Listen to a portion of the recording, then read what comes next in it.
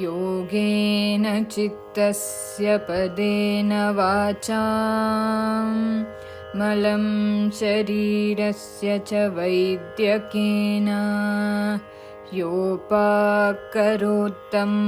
प्रवरं मुनीनां पतञ्जलिं प्राञ्जलिरानतोऽस्मि। ॐ शान्ति शान्ति शान्तिः।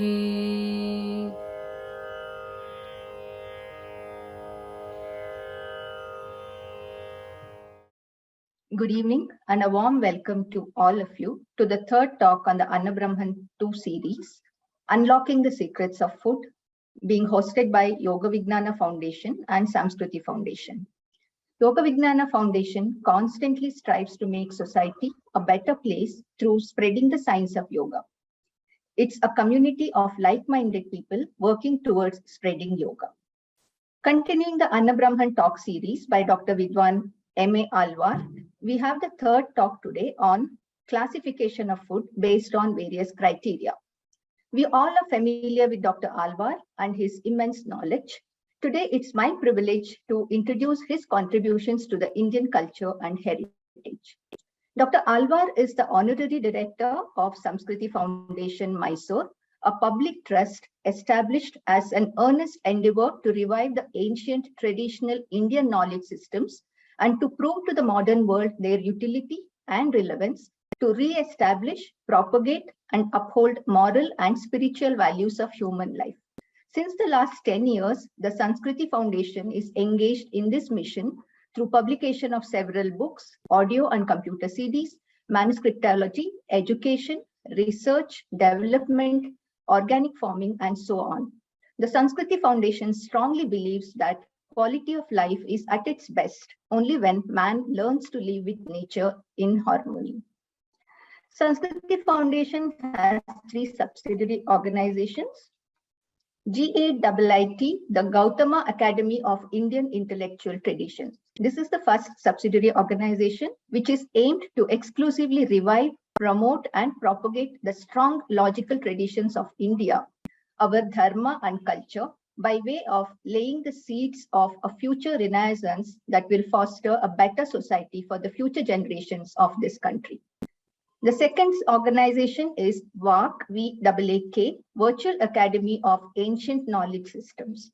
VAK is an independent academic unit with an aim to promote the extensive usage of indigenous science and technology in the modern world.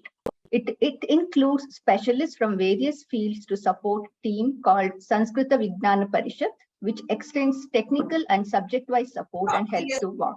The third organization is SRVVP, Sri Ramanuja Vishwavidya Parishtanam. This is a unique academic organization exclusively devoted and dedicated to propagating and conducting extensive research work into the Visishtadvaita philosophy and Sri Vaishnava tradition, along with its interdisciplinary, transdisciplinary, and multidisciplinary dimensions to suit the changing needs of modern times. The Samskriti Foundation also offers Sanskrit lessons that are customized to suit the individual knowledge level, objective, etc., and conducting these classes for the last 10 years in an informal manner. Samskriti Foundation takes up projects to mine information from various source texts in Sanskrit and other Indian languages about many different topics as varied as aeronautics, Ayurveda, music, linguistics, and so on. The foundation has brought out many publications in various aspects of Indian culture and practices. Our practitioners are welcome to make use of the services that Samskriti Foundation offers in their journey of yoga. Now let's begin with our program today. I welcome Dr. M A Alwar to take us through today's topic, classification of food based on various criteria. Over to you, sir.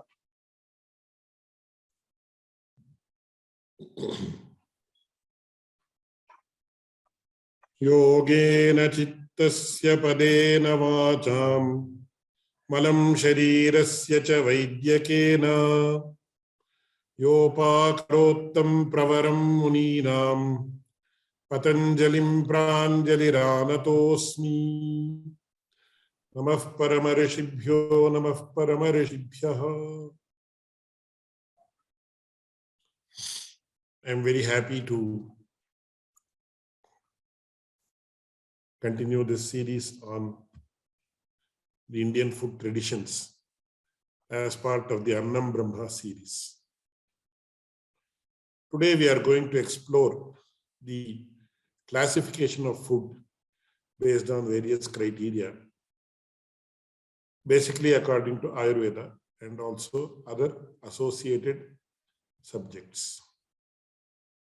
Before I go to this aspect, I would like to narrate a very interesting anecdote regarding food.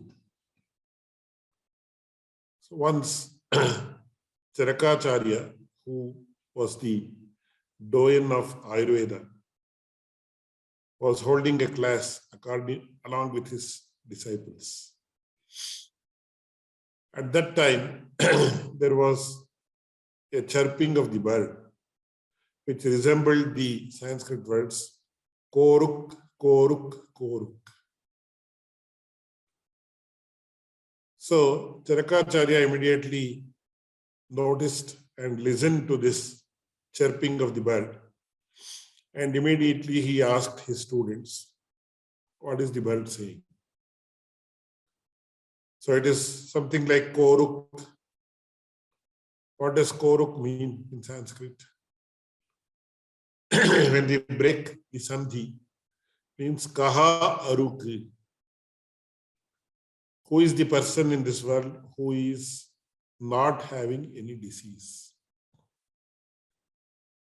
So today we use the word wellness to denote a state of existence where you don't have any diseases. So wellness is a state where you don't have any diseases. There are several explanations and definitions of wellness given by UN and several other organizations like UNESCO, etc. We will not go into that now. But we all know, so as far as Ayurveda is concerned and as far as our traditional knowledge is concerned, a person who feels he is well, he is having wellness. It's as simple as that. So if I am feeling light, if I am feeling happy, if I am not perturbed by any thoughts that are troubling me, if I am not having any pain in my body, etc., then I am supposed to be having wellness. This is how Ayurveda defines wellness in general. Of course, there are several other definitions that are technical, but many a times when we went to the doctors of the earlier generation, so the doctor would ask, how are you feeling? So the exact feeling of wellness is most important to determine the wellness of the person. So today when we go to doctors, they will see the reports. They will not even touch or see or examine the patient. Most of the times they will just see the reports and prescribe some medicine, which is totally wrong according to Ayurveda or the Indian tradition. So let us not worry about that. That's a totally different topic. So kaha aruk, who is a person who is well? So the Guru asked his disciples or Shishyas, how do you define wellness? Then there are several versions of the story, but those versions are not important. The message that is conveyed by the story is important. So then one of the students said, Hitabhuk, mitabhuk, kritachankramanaha, kramena vamashena, soruk, soruk, soruk. So to define a person who is not having any disease is a difficult task.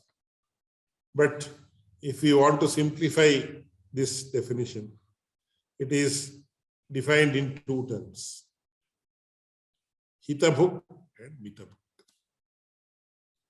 Hitabhuk is a person who consumes food that is beneficial. I am using the word beneficial purposefully. I will explain it in the course of this lecture. Then Mitabhuk,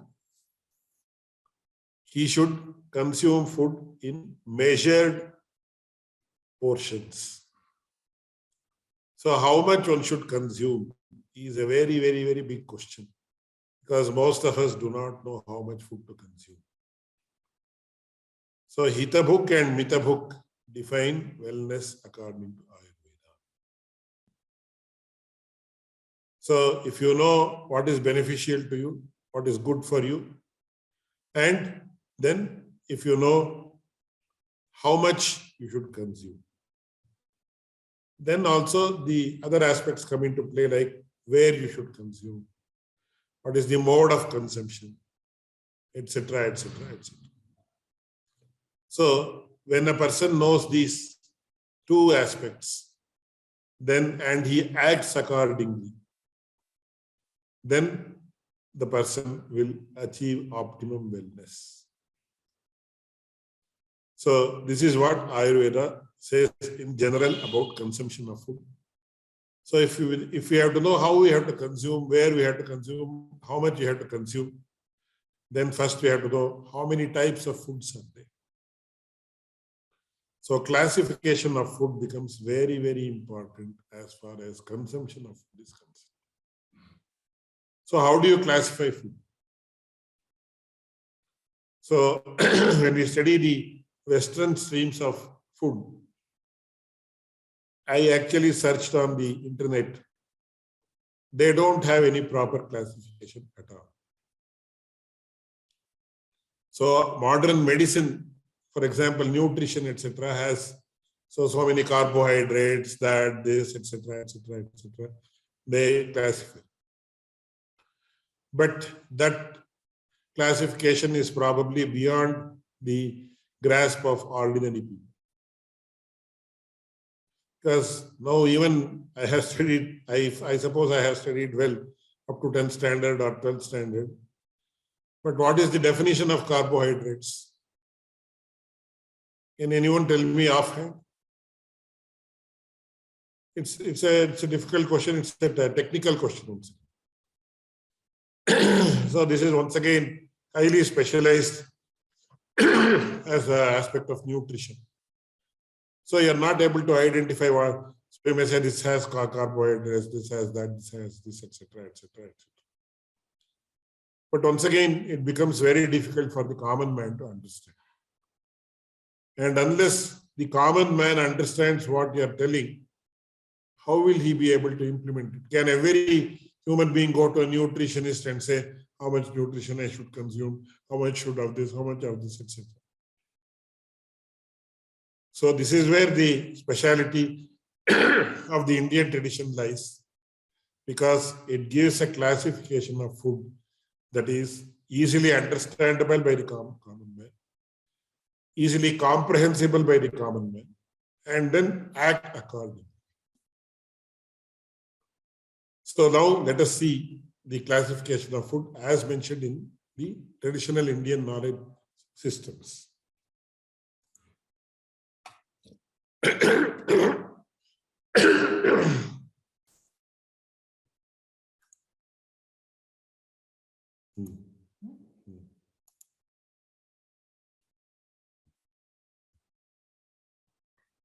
I'll just share the screen.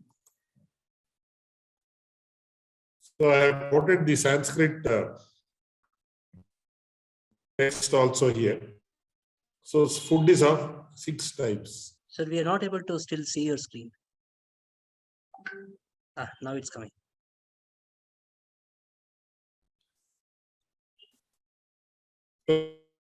The first Bhojya, the second one is Bhakshya, the third one is Charvya, then the fourth one is Lehya, then you have what is called as Chushya, and then you have Peya. So what is bhojya? Bhojya means that which actually helps you enjoy the food. Of course, all foods, when they are very well prepared and they are very tasty, they become enjoyable. But in this context, the most important aspect is you should enjoy what you are eating. And the primary food that generally Indians undertake is rice, etc. That is why it is known as bhojya, that is that which is enjoyable. Because generally what happens when a person, these are all to be explained in great detail, but I will not go into too much of detail. Two important aspects are to be noted here. When we talk about food, the most important food that most Indians, especially in South India, consume is rice.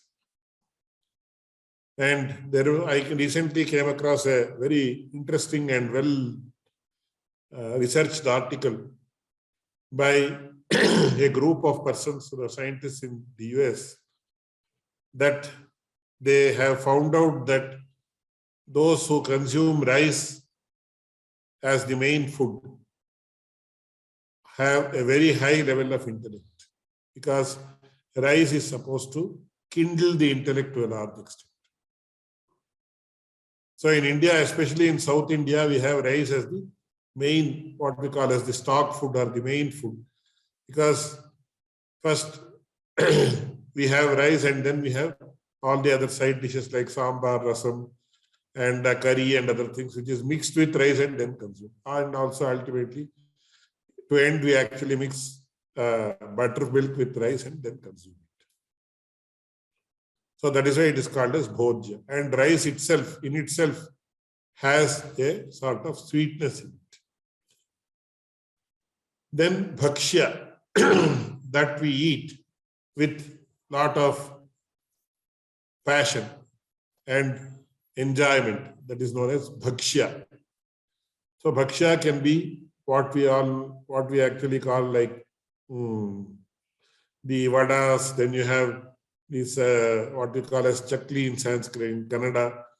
Then you have several of these things which are deep fried in oil, etc. They are known as bhakshya in Sanskrit, because you actually very much enjoy the taste and even the touch of the item that is being eaten. That is also very enjoyable. So that is known as bhakshya. Then we have what is known as charvya. Charvya is you constantly keep on chewing over it. So to give a modern example, probably something like chewing gum. That is charvya. We call here it is called as pruthuka, etc. So where you just go on munching upon it. So that is known as charvya. Then lehya. Lehya is, for example, now you call Chavanaprash lehya, that lehya, this lehya. Ayurveda has several lehyas. Generally what you do is you just take it like this and you do like this. And then you enjoy the taste. So it is, the word lehya is to actually lick. It comes from the root called lihe. Lihe means to lick actually. So you actually take it with so those who eat with their hands.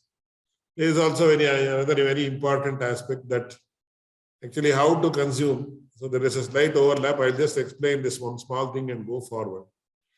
So generally Indians eat with their hands. But don't mistake me for telling this. It's being told in an objective manner, not to belittle anybody. So we all eat with our hands, and only when we eat with our hands, we will be able to enjoy the food.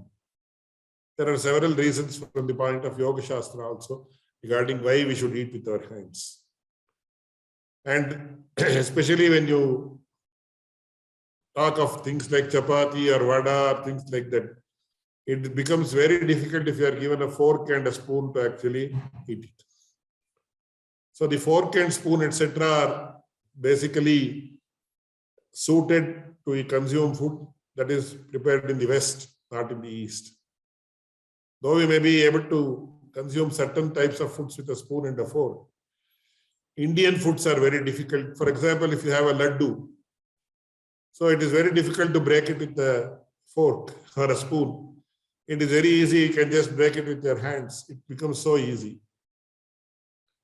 So once Vivekananda, when he had gone to the United States in the late 20th century, some people saw he was actually consuming food at a hotel or some place. Then many people, they were just making fun of him, who actually, they were telling, see that dirty Indian, he is eating with his hands. Then immediately Swami Vivekananda remarked, my hand goes to my mouth only. I hope you are able to understand what he meant.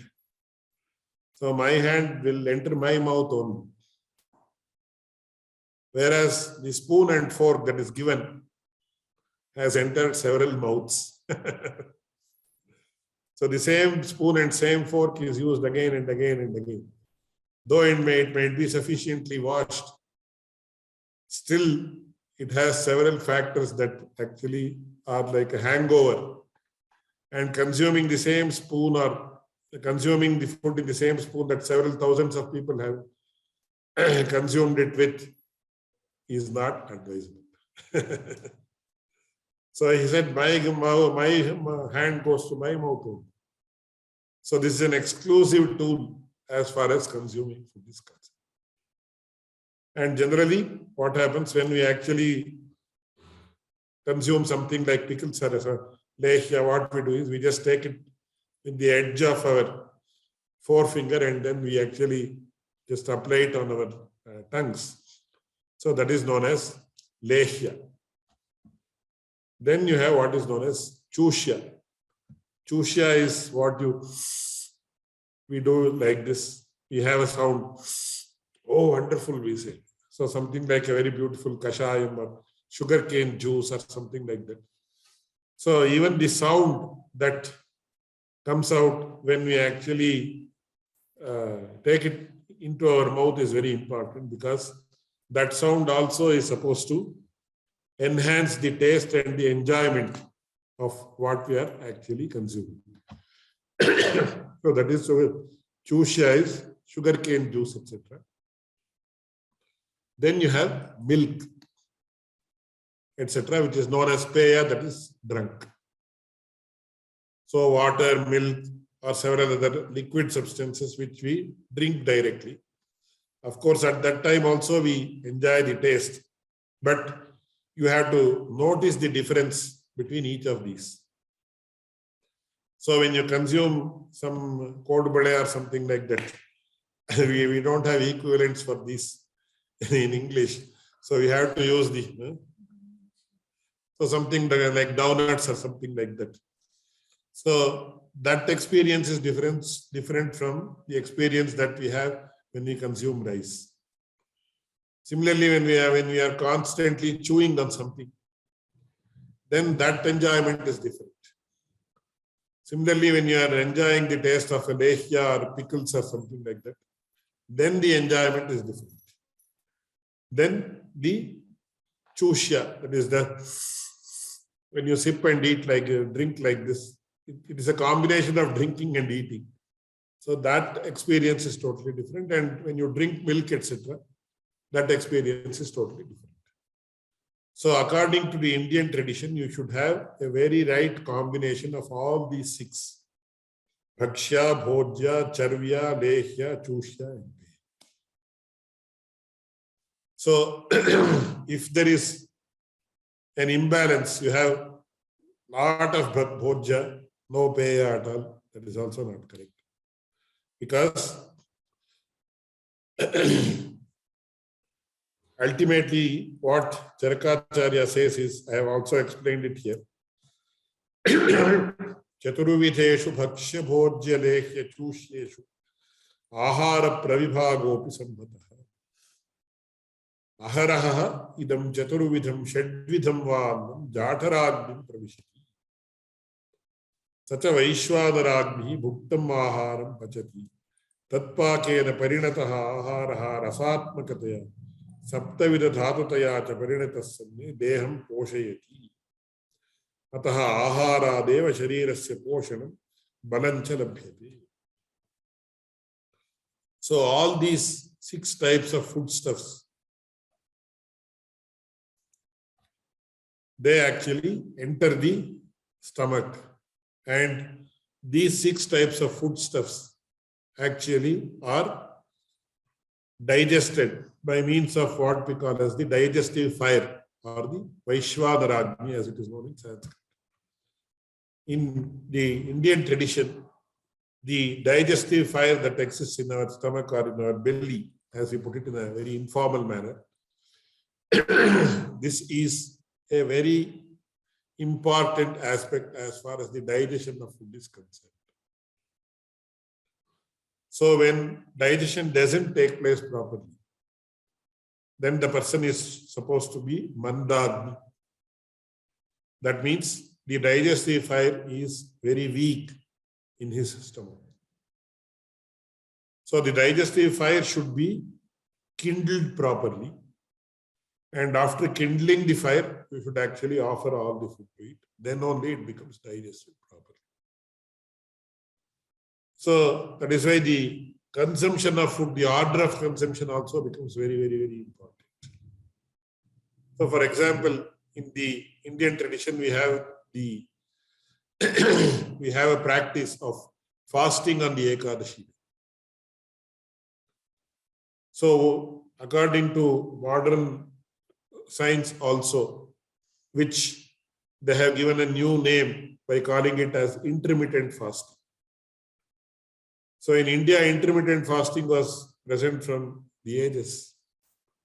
Today, a new name has been given to it by Westerners, and says, when people, they very proudly say, "No, I am into intermittent fasting." It's total nonsense. Because until recently, I have heard several doctors who have been treating people, who said that every 2 hours you should consume something in small portions. But the same doctors are now telling, no, you should have intermittent fasting. You should try to give rest to your digestive organs for 6 hours, 8 hours, 10 hours, etc. So the Western knowledge of food, or the modern medical knowledge of food, is actually influenced by several commercial and other factors. So recently we have come to know that the threshold of when a person is declared as a diabetes was if the blood sugar level is more than 150. But now, then they brought it down to 120. But now we are given to understand that up to 250 is normal. So this keeps on changing because there is a medicine mafia that controls the entire world, which is a totally different subject altogether, but I will not go to that. But the main aspect here is you should have proper knowledge about your food. So that is why on Ekadashi day, we are supposed to fast for 1 day, where you give rest to your digestive organs. And on the next day, that is the Dwadashi day or the 12th day of the fortnight, you are supposed to have food early in the morning at around 7 o'clock or 7:30. At that time, during that time, you are not supposed to prepare rasam, sambar, etc. that has chilies in it. Because on an empty stomach, if you consume chilies, it will destroy the intestine and several other digestive organs. So on Dwadashi day, those who follow the tradition of fasting on Ekadashi day always have this rasam, which is made out of pepper. So pepper will not digest, they will not actually destroy the digestive organs, it will ignite the digestive. And similarly, the order of food that I am going to speak about in the next 1 or 2 sessions. So in the Indian tradition, you have the practice of first consuming banana with honey. So when you consume banana with honey, it is called as Madhuparka in Sanskrit. It has a huge spiritual significance also. It will actually ignite the digestive fire, and also it will have a soothing effect, so that the digestive process goes on in a very systematic and sustained manner. So that is why it says, Sacha Vaishwanaragni Bhuktam Aharam Pachati Tatpakena Parinataha Aharaha Rasatmakataya Saptadhatataya Cha Parinatasanne Deham Poshati. So in Sanskrit, in Ayurveda, we call about what is called as the 7 tissues, 7 types of tissues. Rasa, Rakta, Medo, Mamsa, Majja, etc. So blood, then Rasa is the liquids of the body. Then blood you have, then you have muscles, then you have bones. So this food should actually result in the nourishment of all the 7 dhatus in a very balanced manner.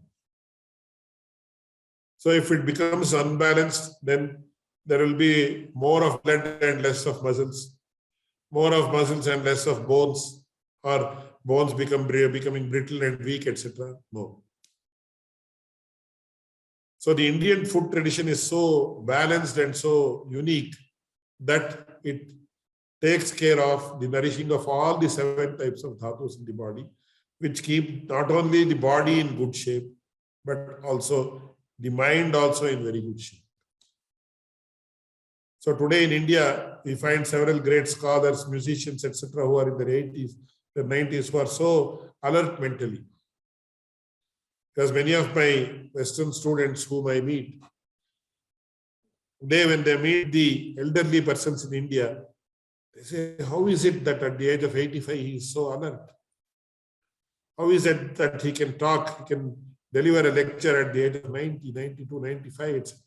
Even today in India, we have such persons.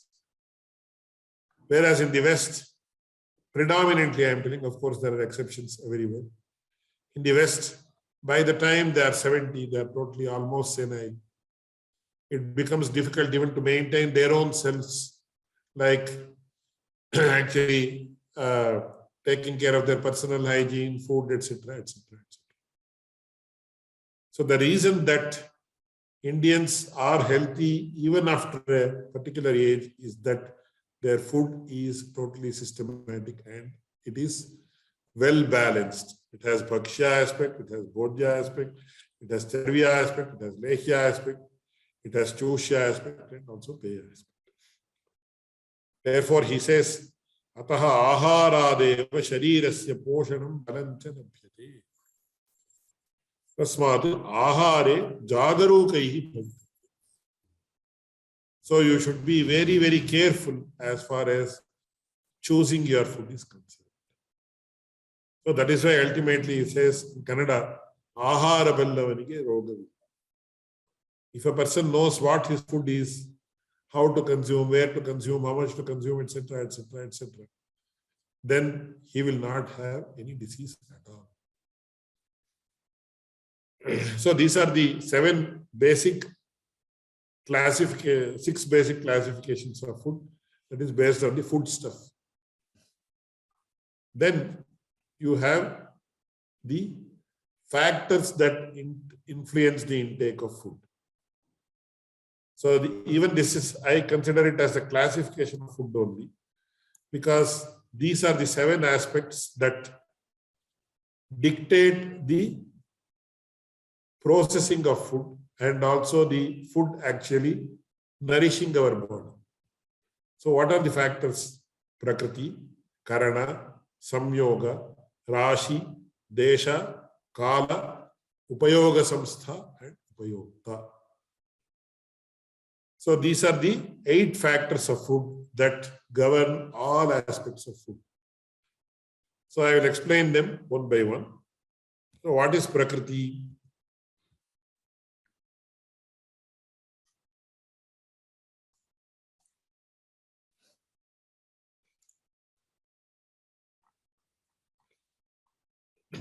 Yes.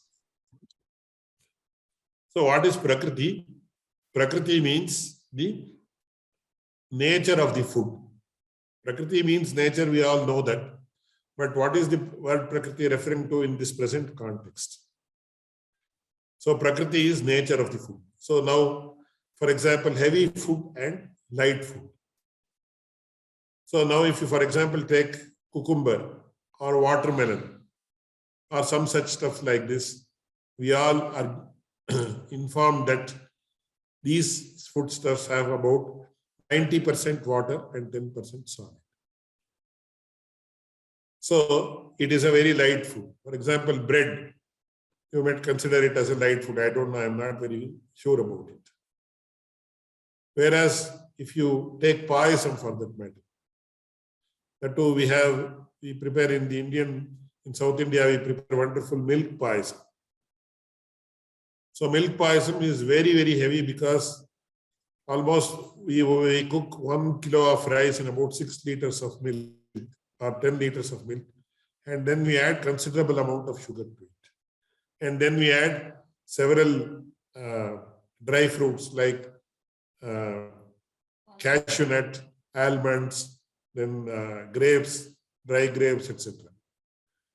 And then we add several more ingredients, and we may also add a considerable amount of ghee to it. And we also embellish it with saffron. So this milk payasam is a very, very heavy food, which is difficult to digest because it takes a lot of time for the digestive organs to digest it. Whereas if it is something like cucumber or watermelon or something like that, it will get immediately digested. So a person has to properly know whether it is laghu or guru. So for example, if you take urad dal. So urad dal, we make vada, we make idli, etc. By nature, urad dal is a very heavy in food stuff. So all the ingredients that are made with urad dal take a lot of time to digest. That is why when preparing vada in the Indian tradition, we add pepper to it. So urad dal, since by itself it takes a lot of time to digest, we hasten the digestive process by adding pepper to it. So even in the hotels today, we see that pepper is added to urad, that is vada, because it will offset the effect of its heaviness while giving a lot of beneficial aspects to the consumer. Similarly, if you take non-vegetarian food, so whether consuming non-vegetarian food is accepted in Ayurveda or not, that is another very big issue. So it is discussed even in the texts of or ethics, which are known as Smriti works, whether consumption of non-vegetarian food is accepted or not. So that is a very big issue that requires a lot of time. But to be very precise, or to put it in a nutshell, it is said that if the non-vegetarian food consumption is there in your tradition, that is now your father, grandfather, etc., have been non-vegetarians, there is nothing wrong in being non-vegetarian. But at the same time, avoiding non-vegetarian food is very, very beneficial. So that's what our ethical works say regarding consumption of non-vegetarian food. So there also they say, pancha nakha bhakshya. So I recently read that some in China and some other places, they consume dog meat, cat meat, crow meat. These are totally nonsense, and it results in a huge imbalance of the body, and also ultimately it results in hundreds of diseases. So only 5 animals are allowed to be eaten. So that is mentioned in our works of ethics. And these animals like dog, cat, etc., or snake for that matter, etc., are never to be eaten. But it is prevalent in several countries. We cannot help it. And we understand that people eat cockroaches and things like that also. In fact, when we even think about eating it, Indians feel nauseating about it. But kindly don't mistake me once again for saying. So, if a person is given to eating non-vegetarian food, then among the non-vegetarian foods, pork is very, very heavy. Whereas the meat of a deer is very, very light. So that way, it is better to consume the meat of the deer. Of course, today we are not, it's prohibited. Eating deer, killing deer or eating deer is prohibited. But when we talk about the prakriti of the foodstuffs, then pork is very heavy, whereas the meat of the deer is very light to consume. Then the second aspect is karana. So we have just explained what is known as prakriti. The second aspect is karana. So karana is how you actually process the food. Karana means processing of the food. So foodstuffs are essentially available in nature, whether it is rice or whether it is godi or whatever you call as wheat, or all these foodstuffs, they are all available in nature. Even meat for that matter. But the processing of food is one of the most important factors that influences the digestion of food. So for example, if a foodstuff is deep fried in oil, then we call it as tailapakwa. If it is deep fried in ghee, it is called as gritapakwa. It becomes very difficult to digest. Whereas if it is just fried using oil, then the effect of the foodstuff will be different. Whereas if it is not fried at all, it is cooked. For example, you can, for example, rice is cooked using water. So it becomes, the grain of the rice becomes soft and it expands itself. So when it is cooked with water, then it is easily digestible. Whereas if it is deep fried, then it becomes difficult to digest. So how the process of food, processing of the foodstuff is done is very important as far as the exact result of consuming that food is concerned. So sometimes it is the deep fried, sometimes it is just what we call as bharjana, it is roasted in the fire. So these roasting, there are several, once again, these are the huge topic that is there as far as the science of food in India is concerned. So how you process it, whether you roast it, whether you cook it, whether you deep fry it or shallow fry it, all these are different processes. So based on the processing also, it becomes it has different properties. So there also you have to find out what is light, what is not light, what is heavy to actually consume. Then the third aspect is known as samyoga. So what do you mean by samyoga? The adding the different ingredients to make a particular dish. So here you have to be very careful because what ingredient goes well with another ingredient is very important. For example, you cannot add chili to any dish that contains milk. You cannot add salt to any ingredient that contains milk. Because milk and salt are called as totally viruddha or mutually opposed foodstuffs. But on the other hand, you can add chili, you can add salt, etc. to curds or buttermilk. That will enhance the taste of the buttermilk or that will enhance the taste of the curd. So this samyoga or mixing of various foodstuffs is very important.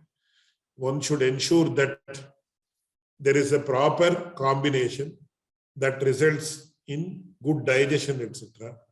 and that the combination does not have what we call as mutually opposed foodstuffs. And this is a very, very important aspect as far as Indian tradition is concerned, what we call as anupana in Sanskrit. So anupana is what? So after consuming a particular foodstuff, you have to actually drink a particular type of liquid so that the digestion is helped. So in India, when we actually consume mango results in severe Ushnaveer. Ripe mango, that is I am talking. So in South India especially, you have several wonderful, delicious, mouth-watering varieties like Raspuri, Badami, Malgoha, etc.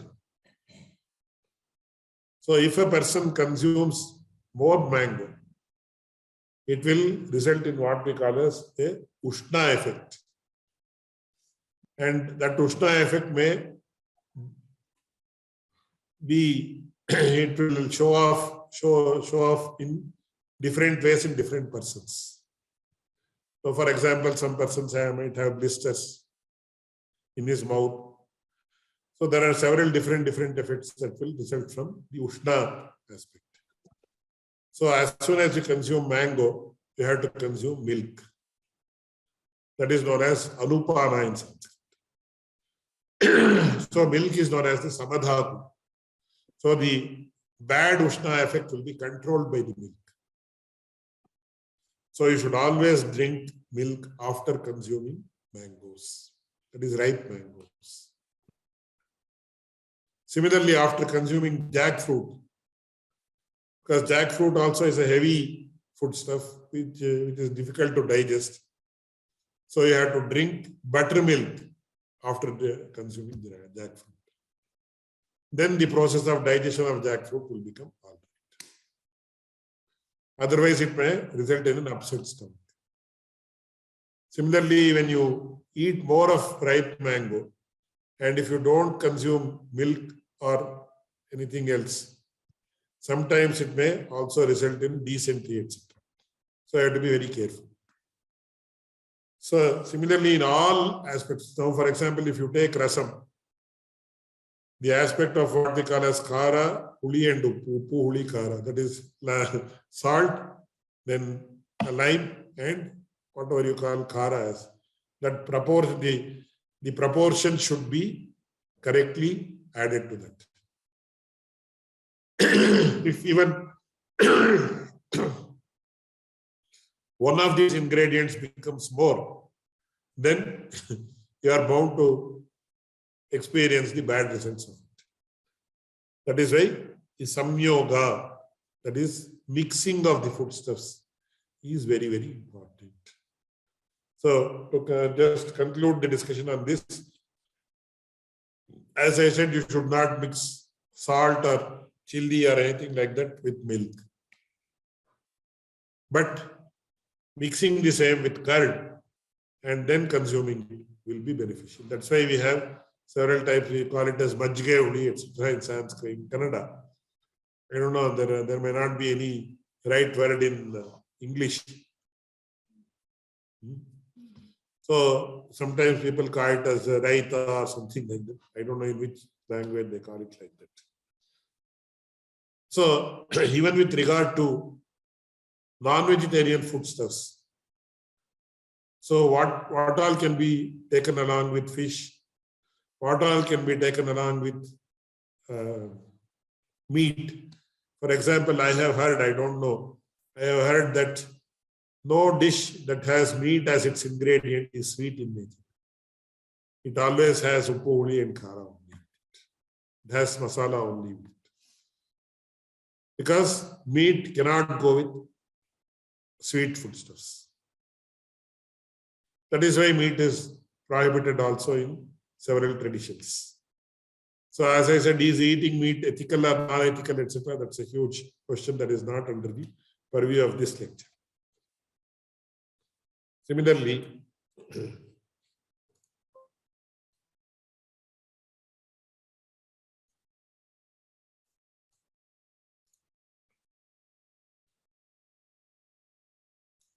Just a minute.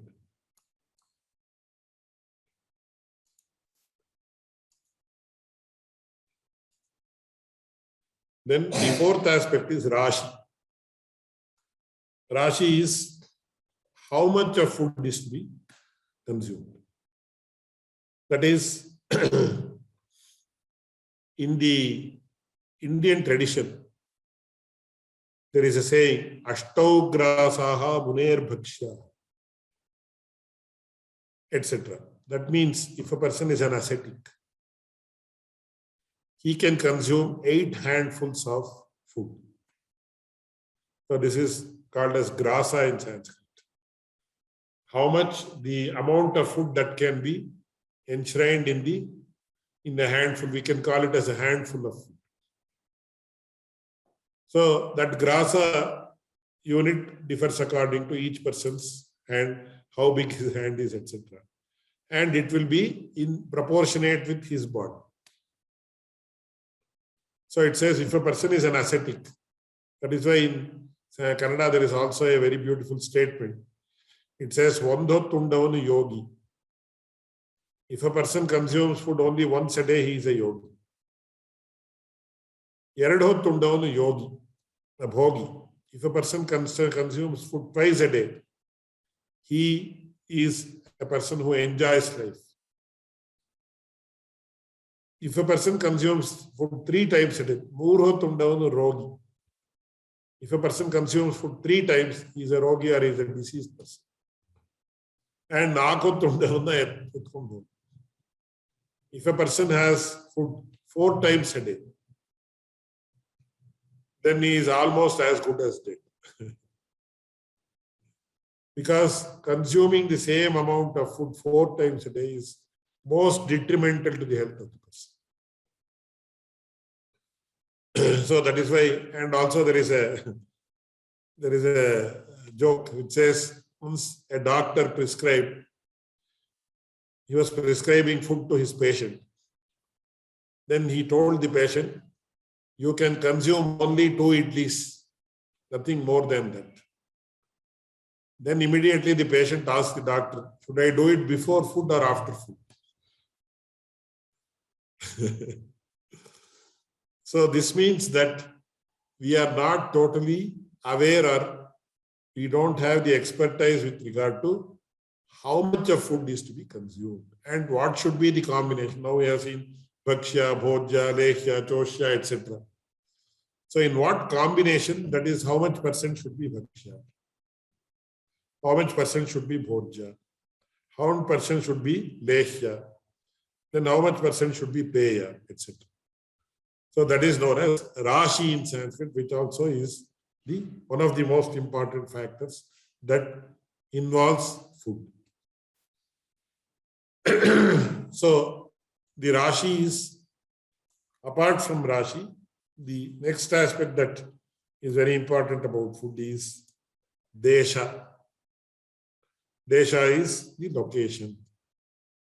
So location is of 2 types also. Location is where the food is grown and how it is grown. That is one very important aspect. Secondly, where we should sit and have food. So should we have food in front of the TV, seeing some news where it will be showing some people killing others, like in films, etc., or showing some romantic scenes, or showing one person fighting with the other, etc., etc., etc. So that will actually come in the consumption aspect, which I am going to talk in the next lecture. But at the same time, the location in which we eat food should be clean. It should not be, we should not be listening to various different sounds. For example, if the loudspeaker is blabbering something, it will definitely affect our psyche while we consume food. So it is going. I'm going to talk about that in detail, as I said just now. So one should have it should be a very calm place. It should be neat and clean, and it should not be having people. So in the Indian tradition, For example, we don't, unless the person with whom we are eating also is given the same food, we don't eat along with that person if we are not sharing the food with him. Because suppose there is a person who is very poor and he cannot afford to have that food, and if I am having very rich food in front of a poor person, definitely it will affect the digestion, etc. of the food. Because if he is greedily looking at the food that I am consuming, it says, see, this fellow, he is so fortunate and lucky that he is eating such rich food while I am deprived of this food.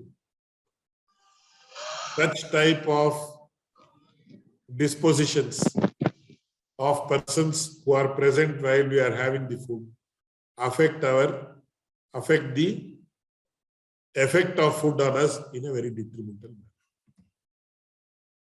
So the place where we are having food is very, very important.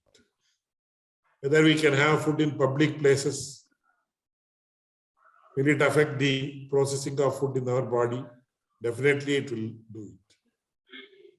So I will not go into more detail. Similarly, where is the food grown and how is it grown?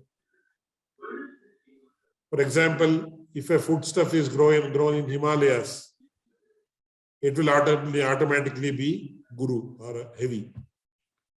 Whereas if a foodstuff is grown in the desert, it will automatically be light. This is what Ayurveda informs us in this. Similarly, if the food is grown using sewage water, etc., and the difference between that foodstuff and the foodstuff that is grown using very pure water, that also is quite different. So the location of the where food is grown, where it is consumed, etc., is also very, very important. This is what is mentioned by Desha. Then finally, Kala. So Kala is the time of consumption of food. Both medical science and the traditional Indian knowledge concur that almost every day the time of consumption of food should be the same. You should follow a very proper routine. That is, if you are having your breakfast at 10 in the morning, then follow that every day to the maximum possible extent. So the intervals between the meals should also be very systematically maintained. Similarly, consumption of food late in the night is prohibited. Too early in the morning, that is also prohibited. So these are all factors that affect the digestion of the food and also the food converting itself into the tissues of the body, and also their effect on the mind, etc.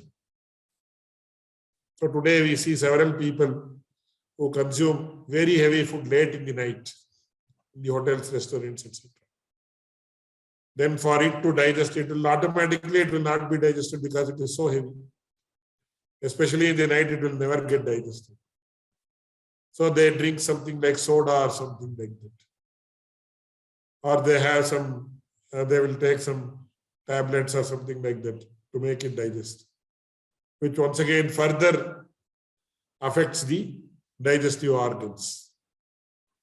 Therefore, the time that is the time during which the food is consumed also is very, very important.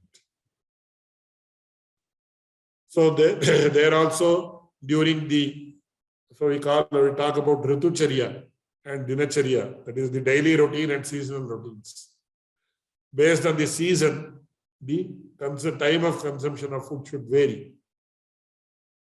So for example, during winter, the sun rises late and it sets early.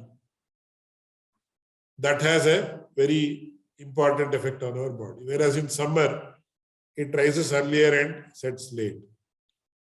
So the time of consumption of food should differ based on the seasons. So that is called as Ritucharya. And similarly, in certain areas, for example, if you are in Shimla, you are not supposed to consume certain foods. For example, if you are in Madhya Pradesh, if you consume this chana dal, definitely it will result in arthritis. There have been several case studies. Thousands of people have been affected with arthritis by consuming urad dal in Madhya Pradesh and such areas.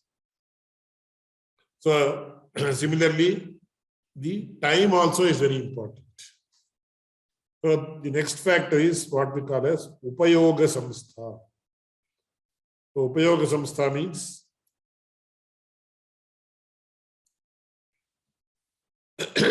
how it is consumed.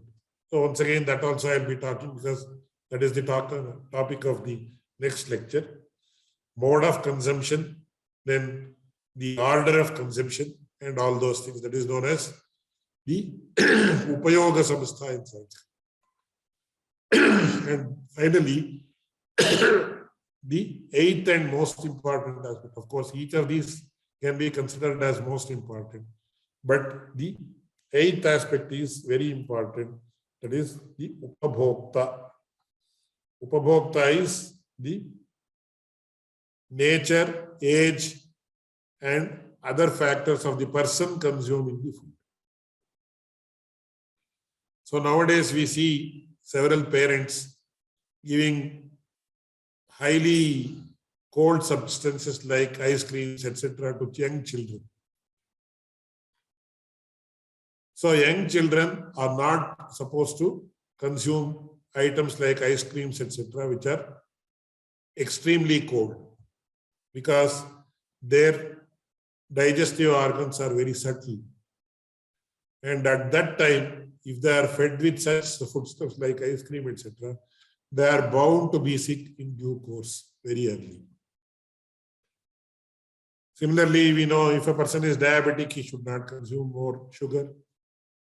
If a person is very fat, obese, he should not consume deep fried items, etc., etc., etc. Of course, most of the people, we don't follow this. So unless we follow these rules, because food has to be customized based on the nature, etc., of the person. Similarly, as we age, the process of digestion takes more time, and also the intensity of digestion reduces. It is the same when it's a child. So solid is fed to the child only if it is probably about 1 year or 1.5 years old. So based on the age, based on the other physical, mental, and other factors of the person, only the food has to be consumed. So the same one size fits all, the adage is not valid as far as food is concerned. So food has to be customized according to the age, according to the, and once again, as I was mentioning in my first lecture, if a person is a beauty pageant aspirer, she should consume different type of food. If a person is a sports person, then he requires a lot of food that gives a lot of energy. Similarly, if a person is a yogi who practices yoga for 8 to 10 hours a day, then the food that is given to him is totally different. Or if a person is if a woman has given birth to a child. So in India, there is a huge food tradition regarding what we call as the food given to lactating mothers. What we call as postnatal care and prenatal care. Postnatal care, prenatal care. The food traditions associated with it is huge. And it differs from place to place, area to area, and also tradition to tradition. But the mothers know how to treat their daughters because they have been trained by their mothers. So that is how even today, as far as postnatal and prenatal care is concerned, these people are given very, very customized foods.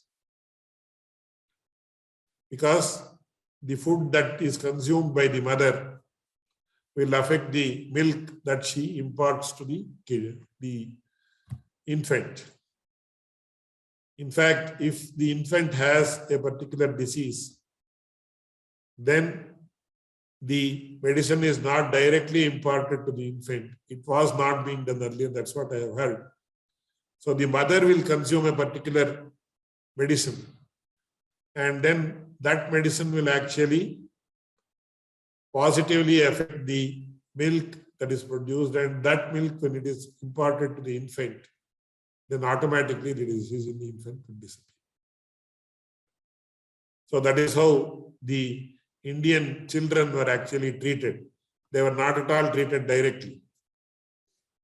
So the mother was given used to be given the medicine, and by consuming that milk, which is affected by the consumption of the medicine of the mother, that milk will cure the child of the disease automatically. So, like I said, if a person is having a vrata or keeping a vow, his food is different. If he is old, his food is different. If he is young, his food is different. If a lady has given birth to a child, then her food tradition and food practices are different. So we have to take into account all these things, and then only the food has to be consumed according to the required aspects that are to be taken into account. So that is what is mentioned as upabhog. So these are the 8 factors of food that have to be taken into account by all means if we have to consume healthy food that will nourish us. Not only nourish us, keep our mind in good state, because I have already talked about the Shed Rasas, that is salty, sour, then sweet, astringent, etc. That will directly affect our mind. So I have already talked about it. I will not go into that aspect. So these are the factors that affect food, and therefore this classification of food is very, very important. And if a person is an expert, or he becomes an expert over a period of time with regard to these things, then he will definitely not have any diseases. And he will be able to lead a very healthy and prosperous life here. And also, as always, we Indians talk about a great life after the body is given up. So that is also another very important aspect. Even for our spiritual emancipation, we have to be very careful with regard to our food. So with these words, I conclude today's talk. I hope it has been of some benefit to you. And I thank Sri Vinay Siddhayaji and all the other organizers of the Yogavijnana Foundation for giving me this opportunity. And I hope I am able to speak about several new, generally unknown aspects, because there should not be any repetition. Just because I am giving 5 talks, there should not be any repetitions. There might be some overlaps, because all aspects have different connotations, and overlaps, slight overlaps are bound to be there. But otherwise, I would be very happy to know if you are acquiring new or very innovative type of knowledge with regard to food, which is considered to be a very mundane aspect. So thank you very much once again. If there are any questions or any feedback, it's welcome. Sir, I have a question. Sir, in the Indian tradition, milk is given so much importance. But of late, we hear people talking about vegan diet, where they totally avoid milk and milk substances. So, like just now, we learned about the intermittent fasting, which was existing in our Indian tradition long ago. So, is there something similar to the vegan diet in the Indian tradition or culture as well? And what impact does it have on one's lifestyle? Very, very good question. So milk is supposed to be a very divine ingredient as far as Indian tradition is concerned. So the reason why milk is desisted or it is prohibited in the vegan tradition is they don't really know the value of milk. First thing. Second thing is, in the West, the milk is extracted from the cows in a very cruel manner. Because in the West, as soon as the cow gives birth to its calf, they will separate the calf and then extract the milk, which is totally prohibited. And the milk that is extracted in such a manner has very bad effects. In fact, even in India, we are blindly following the West, which is a great disaster. So in India, what we do is, first, as soon as the cow gives birth to the calf, it will be with the calf only. Then 11 days that milk is not consumed. After 11 days, we wash the cow. And before extracting the milk, first the calf has to partake a little bit of the milk. Then the calf is tied in front of the cow. So the cow will be licking the calf all the time when it gives milk. And the calf will be it will be enjoying the licking of the cow. And then we extract the milk from the thing with our hands only. It has to be done. Doing it with machines is totally incorrect. So in Kannada, they say Sware Bidodu. That means the cow will actually with a very happy heart, it will actually release the milk from its body. So such milk is most helpful in nourishment. That is why we call as Go Mata, because just as the mother's milk is very important, until we live, milk is very important for us because it has all the necessary good ingredients. But when the milk extraction itself is flawed, it has so many flaws or faults as it is done in the West, then we talk about veganism, etc., etc., etc. But we don't, Indians do not subscribe to such a view. And one more aspect is, when a cow gives birth to a calf, the calf cannot drink all the milk because it will result in indigestion for the calf. So a sufficient amount of milk should be reserved for the calf, and then we extract the milk. So the cow gives the milk with a very generous heart, and that is how the milk is extracted. It is offered to God. It's a part of our daily life in all ways. So vegan diet, it's an imbalanced diet, and it is, generally what happens in the West, whatever they do it in an extreme manner. Either they eat meat always, or they say no, nothing to do with meat or something like that. So even they say milk is also, in a way, the drinking milk is like drinking the blood of the cow. No, it's not like that. So in Sanskrit we say Vatsochishtam Kshiram Pavitram. So the milk that is laden with the saliva of the calf is very sacred and beneficial. So milk is a nourisher, there is no doubt. That is why in Ayurveda there is a huge amount of milk, and milk is also a medicine for several diseases. So veganism is not acceptable to Indians, especially the way that it is being practiced in the West. And the reason why vegans are doing it is because in the US and in the West, the cows are not considered to be sacred. Because from what I understand, if a cow doesn't give the required amount of milk, immediately it is slaughtered. Whereas we never kill a cow, even if it is old. We have facilities to take care. Or even in our own houses, we say, let it be there. It has been given. It has given us milk for so many years. Why should we dispose it of? So until it dies, it will be there. So these are the factors that are very important.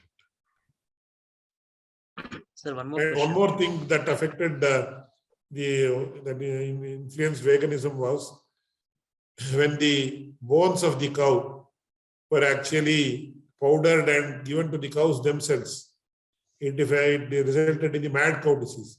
It's a totally worst way of doing things. But the West is not informed by any values. So you cannot teach these things to them. And in fact, Indian farmers are also following the West blindly. So unless we create awareness, these things cannot stop. Thank you, sir. So I had a question on the when you're talking about karana aspect of the food, right? You mentioned that boiling the food is going to make it easily digestible. So nowadays, again, there's one more stream saying raw food is good and we should not cook the food, and all of that stream is also emerging. So what do you say about that? See, we don't say raw food is not just because food is raw or boiled, that is not the criteria for food being good or bad. So that is why we have specific processes for specific things. Some things are consumed raw only, they are good consumed raw. Whereas, for example, if you have some spinach and something like that, it can be consumed raw. If you have salads, etc., that can be consumed raw. There is nothing wrong with that. But at the same time, so rice, can you consume raw rice like that only? Or wheat for that matter. How much wheat can you eat directly? Even if you soak it in water, you cannot eat it. So such foodstuffs, whatever process they have to undergo, they have to be followed. So just raw food is good. Now, recently I have a very close friend who was totally against having raw food. So every day he used to consume raw food only. He would never have cooked food. And he said, I am doing very well. But last 6 months, that person is undergoing so much of disease that he is now trying to switch over to cooked food, saying that cooking is better than having raw food. So in principle, he said neither raw itself is good, no. That is, cooked food itself is good, no. It depends on the food stuff and also all the other factors that are there.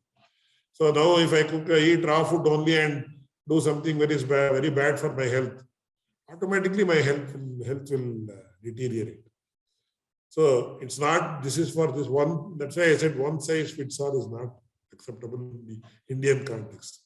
It is purely customized for each situation, each person, etc., etc., etc. Sir, one more question. So basically, we say that milk and fruits are like viruddhahara, they should not be mixed together. So, but when you're discussing about Anupana, you mentioned if you eat mango, it is good to drink milk and milk fruits, after that. they are not principally opposed to each other. Okay. So, for example, now if you have a food that is citrus variety and then you have milk, then it is bound to affect. So principally, we don't actually say milk and fruits are viruddha. So then mango milkshake is good.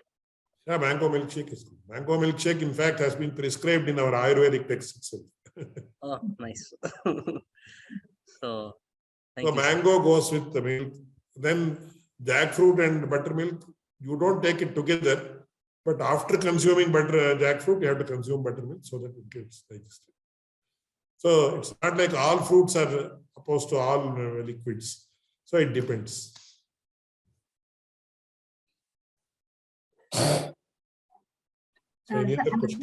Another question, maybe a very silly one. So when we sit in front of a plantain leaf, so there is an order in which the varieties are served. So is there an order that in any particular order in which we have to consume these? Yeah, I'm going to talk about it in the next session. I'm going to talk about it. But it's a very valid question. There is nothing wrong with it. Thank you.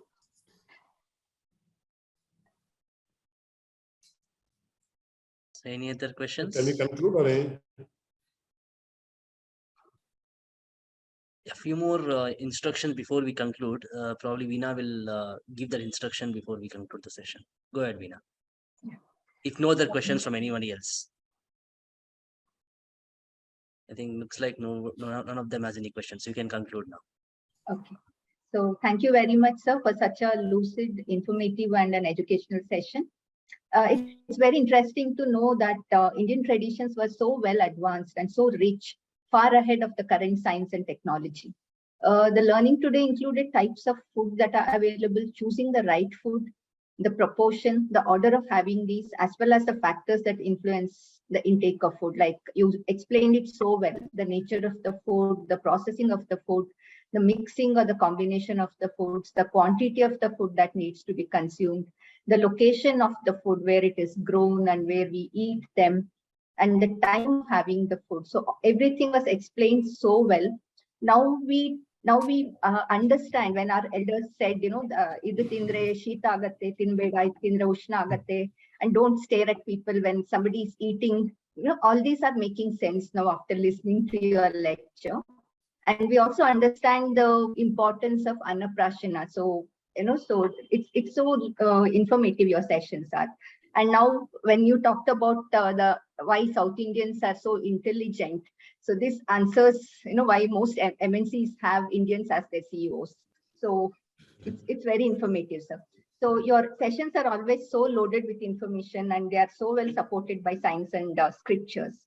So I'm sure it has answered most of our doubts that we have had in our minds about the selection of right food and how, and it has made very easy for us to travel towards a healthy lifestyle.